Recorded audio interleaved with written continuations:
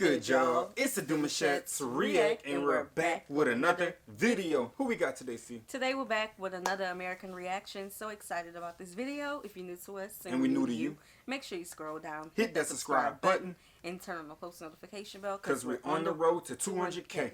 And we cannot get there without you guys, alright? Join the family without further ado. Let's get into the video. Let's get it.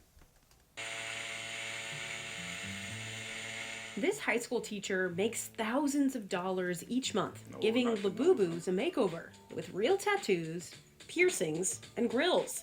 When I'm like tattooing him, I'm like, dang, he's going through it. Like that's gotta hurt. By the time Ella Stevens finishes customizing this roughly $30 Labubu, he can resell it for more than $200. I'm sitting back and I'm just hearing orders, on my phone go through.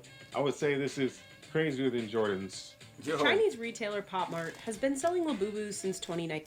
Let me tell y'all something. Y'all know what these Labubus remind me of? Not to knock anybody hustle. Yeah. Okay, because everybody is a target audience for somebody. True. Okay, it just ain't me and my kids. All right? Okay. You know what this remind me of? What's that? Them little dolls that we used to get in the Happy Meals in the 90s. Dolls? It's like the little clip-on dolls. Oh, it's the little furry things. Yeah, that's what it reminds me of. Yeah, I feel you on that. I've seen them once in my life. They was on the rack, and I was like, oh, they look interesting. That's a cool little, animation they pulled out.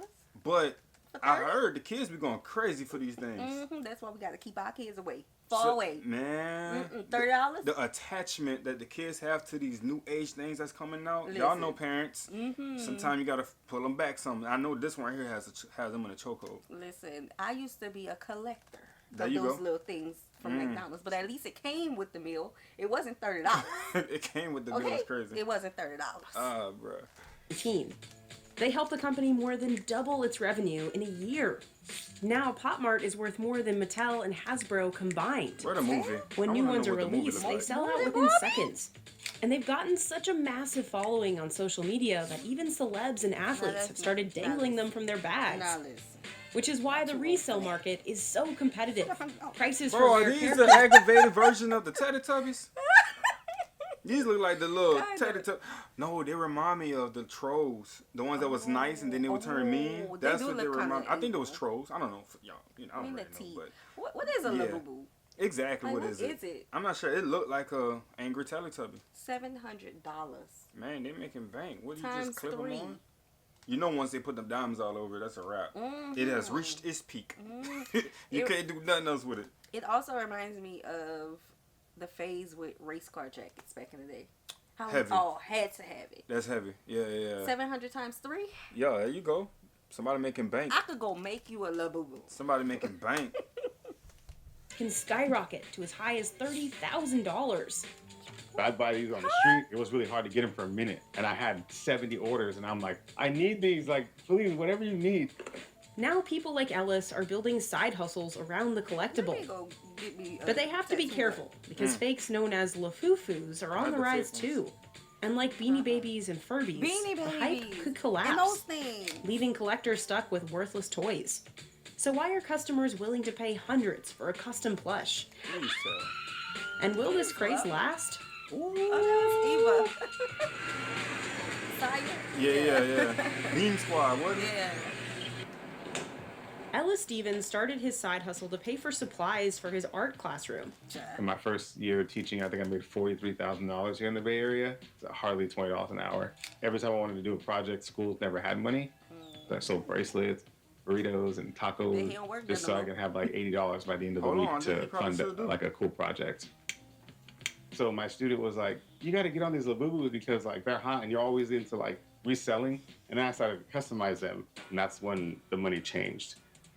One of his customizations is tattooing, another skill he picked up in 2022 to make extra cash. I saw the Labubus as a canvas.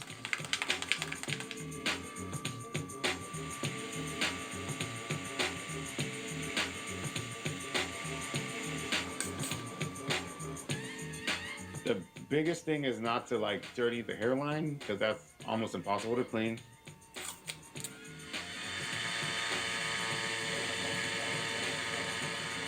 But the technical skill, this would be the hardest part.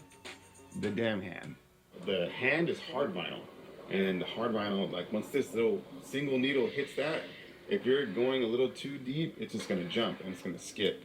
Hey, bro, whoever tattoo artist this is, y'all got yourself a legend. Dude literally practice on dolls 24 hours of his day.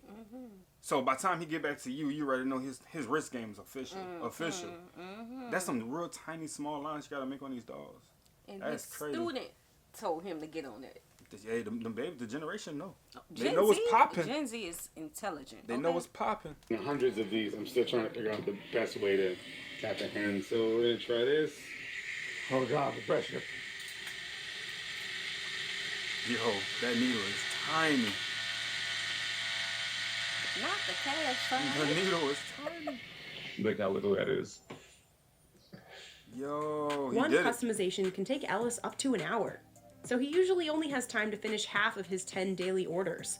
They've gotten so high that he's had to pause orders for a few days to catch up. I'm just in a vicious cycle of having to create. That's a hell of a custom.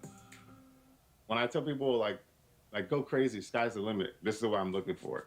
Ellis tattoos any design customers requests, but adapts it to his style. This is also a really cool one. This person added a whole bunch of stuff, and it has a great story tying to their dog, their personal tattoos.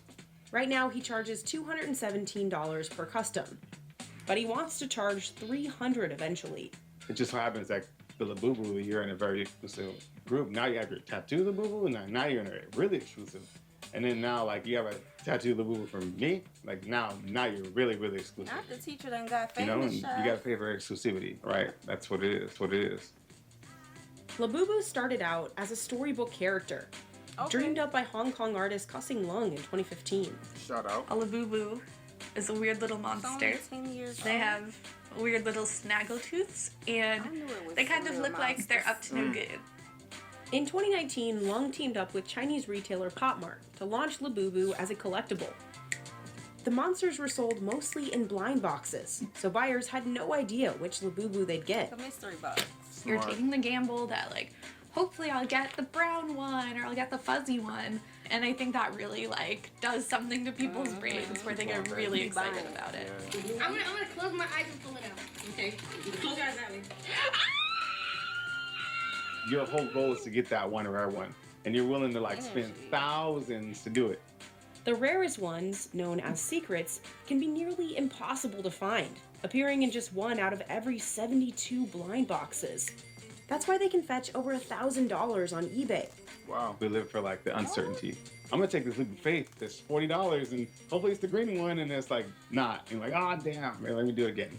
Again, it's the crazy. limited supply has created a frenzy, with new drops selling out almost instantly. Labubus were huge over in China and in Singapore months and months and months ago, like almost a year ago. And then it migrated over to the US. You hear about like crazy lines, people camping out overnight. Huge crowds and reported brawls. That's what they do for Jordans. Prompted Pop Mart stores in the UK to temporarily halt sales. We also see this fascination online with people doing unboxings. You experience it with them. It's definitely become, I think, a real cultural moment. And people want to participate in cultural moments. No, it's a Labubu party. Now Labubu is Pop Mart's most popular blind box toy. And it's helped make the Chinese retailer more valuable than Mattel and Hasbro combined. That's crazy. We've seen this level of toy hype before. It's insane. They wait 4 hours outside a department store and they crash in like cattle. They're dolls and they're just adorable, but I can't imagine people behaving that way. Okay, let me tell you something. That's history. There you go. I remember Cabbage Patch Dolls, and I was crazy as a child over Cabbage Patch Dolls. But baby, I saw adults. They in the club with the Labubus. Yeah. At one point, it was like all the kids had to have it, but now it's like all the adults and the kids have to have it. I'm so grateful that it has not hit our household. Our children love anime. Yeah. Okay, we still on the Pikachu. Yeah. Okay. Yeah. Hey. Y'all can keep the Labubu. You get a toy brand that captures the broader imagination. We had Tickle Me Elmo, we had Cabbage Patch Dolls. They provide a marker at a specific point in a time and a culture. So people can say, I was there when. And that they can feel connected to other people who love them as well. But some of these fads burn out just as fast as they blow up. In the mid-90s, collectors swarmed toy stores for a chance to get a limited edition Beanie Baby. In 1998, its creator, Ty Inc., sold over $1 billion worth of them. They became so popular, a rare plush toy bought for just $5 could resell for thousands. At the McDonald's. But by the end of the 90s, interest faded, and an oversupply caused the value of Beanie Babies to crash. Right. That left collectors with nearly worthless stockpiles of plushies. We've coined a new phrase as the rise and fall of the beanie gamblers, because the speculative craze just bottomed out and crashed. Now, Beanie Babies are still made. You can still buy them, but they haven't become the cultural touchstone. Today, Labubu's hype is also partly driven by scarcity. But Pop Mart has made a few decisions to give it some staying power. It's specifically marketed to older audiences.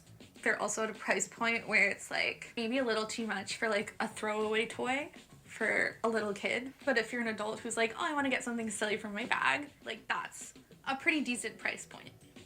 Fans typically wear them out in public instead of keeping them on shelves. I have mine on my work bag, and I see tons of people on my commute now on the New York City subway who are in like suits and fancy dresses and whatever with Labubus clipped onto their bags. To the T. They can at least be kind of like loved and worn down in ways that like a collector's item. So, and I think that's what it is when it comes to the different, I like how you brand it, you know what I'm saying? You have the toy of it, but you have some people that could probably get like the jacket, and then they would leave it at that. They would shy away from everything else. And I think that's where it goes with adults and kids, but I'm talking about y'all dripped out to the toes with it. Listen. Labubu shoes, got it off the hip, the cabbage bag. What I need to go invest in to customize me some Labubus. Girl. I'm going to give me some little, what you call it? Baby doll clothes. Yeah. Overnight shenanigans. Overnight shenanigans, y'all. Labubu Sierra's Labubu. Ellis says Pop Mart's real advantage comes from how it leverages social media. Early 2000s, late 90s, like we didn't have like the instant Instagram posts that could reach millions of people literally in hours. Pop Mart and Labubu, like they have that at their fingertips. I gotta say this though, the problem with the social media, y'all, if the internet don't like it, it won't matter in the streets. Right. Like that's what it is. There's nothing more you can do with that. But the power of the internet is, if they don't like it in the United States, they may like it in Japan. They may like 100%. it in South Gotta Korea. add that. They may like it somewhere else, or they may not like it right now, but they may like it sometime in the future, in a couple months. Because that don't mean stop your grind. Exactly. That just means that's not your audience. Sometimes you gotta wait till they kind of like just fade out and then let the new wave come in. And they be the hype. That's your hype man all day. Wait till they get out of school in the summer. They may like it. It'll be the summertime. Yes, sir. For now, the Labubu craze hasn't died down, which means Ellis has to hustle for new inventory. I'd buy these on the street. I'm paying street prices. I'm not waiting online and getting a ton of them. I'm like calling resellers up who do that. I'm paying what everyone else is paying, sometimes even more. Today, Ellis is on his way to meet one of his suppliers to pick up new stock. We meet in a parking lot just so that we can keep everything safe. This is the Wild Wild West out here in California. Like you can easily be robbed or beat up and your stock taken. There's always reports of people stealing Labubus. Even if you leave me in the car dangling from the rearview mirror, they'll break your car windows out and steal them. Y'all, it's a little toy. What's up, bro? What's up, bro? How are you, man? How are you? Thanks for meeting. Okay, I'm gonna get 15 sesame seeds, sesame bean sesame seeds. Anytime I see a box, like if I see this yellow barcode, it's normally directly from Pop Mart. Never got to worry about it being fake. Just 15 of these Labubus cost Ellis $675. I buy for like 25, 30, and I sell them for 65. Jefferson Lee has been in the resale hustle since 2016. Every month, he drops around $2,000 on software that buys Labubus the instant they go live. And he makes around $24,000 reselling them. Appreciate you, man. Thank you. Yeah. We'll meet up again soon. Definitely going to hit you up. Some people say this kind of mass buying and reselling is unfair and think it should be banned. Say the early bird gets the worm. That's it. Ellis buys up to 60 Labubus a week to keep up with demand. The prices for them can change in an instant. Some weeks they'll just go crazy because a celebrity opened one on camera, and now everyone wants the pink one, right? Fake Labubus called Lafufus are also on the rise, so Ellis is willing to pay more to buy from sellers he trusts. One time I spent like $3,000 just to get authentic. But that last, 60 orders, then I never have to worry about anybody telling me like, hey, the one you tattooed and customized is fake. Demand for fakes remains high because they're cheaper and easier to find. They want to buy the Labubu just as much as they want to buy the actual Labubu. Chinese authorities have tried to crack down, seizing tens of thousands of them at airport customs in 2025 alone. Oh, wow. Pop Mart also added scannable QR codes in 2024 so people would know they were getting the real deal. But dupes are still flooding the global market. British authorities have seized thousands of fakes and warned that poorly made parts can break off, posing a choking hazard. Many fans are ignoring these concerns and even embracing the dupe's visible flaws. Because it's so funny tearing open a Ziploc bag and holy smokes, this thing was horrible. That's hilarious. So this is my Lafufu. It is pretty horrifying. And then this is my actual Labubu. This one, it actually looks more like a guy. But I love them both. And they are friends. No judgment. Ellis thinks there's room for both, too. But he refuses to sell dupes. I've only met one reseller who sold me fake stuff. I called her out on it and was like, I need my money back. And she was, okay, you're not scamming me. You're going to be scamming my customers and my buyers. And I can't have that. I'm not going to cut corners when it comes to creating my art. Even if it takes longer, even if it takes me digging into my own pockets or losing profit, and being able to have a product and whatever I'm selling be 100% is much more valuable than me saving $10, $15. Labubu's long-term success may hinge on how well it adapts to a market that's always changing. A fad is something that happens in a very short amount of time, an explosive flash. A long-term toy is something that is evolving over time to change to reflect a changing culture so that it stays relevant to different children and different populations as they come along. They've probably been compared to Beanie Babies every single day, every single waking hour of their production, and they're like, we're not going to be that. It's not going to be another trend. And even if it does become just another trend, I feel like they'll figure something out.